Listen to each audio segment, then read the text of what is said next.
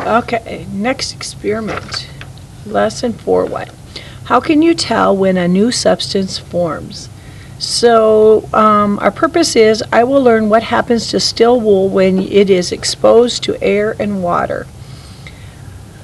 What does each sample test? The dry wool, steel wool on the plate is the control. So this is what the control is what we're basing all of our experiment off of.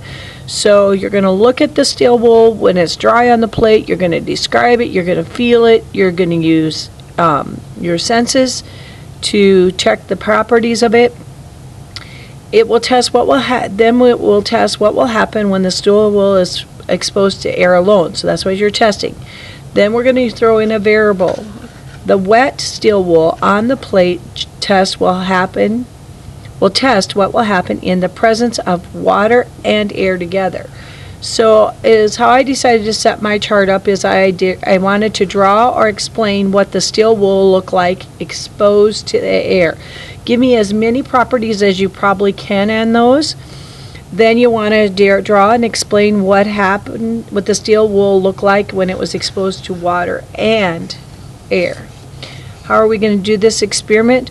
We're going to cut off a small piece of steel wool, and you need small pieces of steel wool, water, 2 small plates, a plastic bowl, hands, lens, forceps, those are the tweezers, safety glasses, and plastic gloves. Okay, wear safety goggles and gloves. Place 1 piece of steel wool on the paper. Soak another piece of steel wool in the water.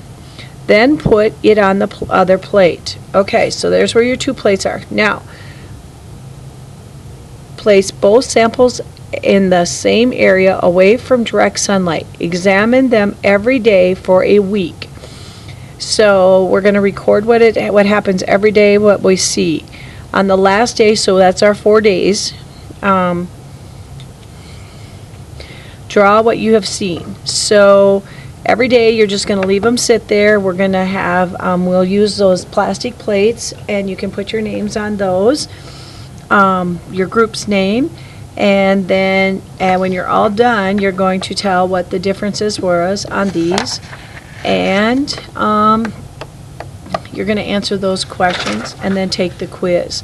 As you notice, we're doing this a little bit before you're ready for this experiment, so that you can see the results and you're not waiting forever. Explore. And then take the quiz.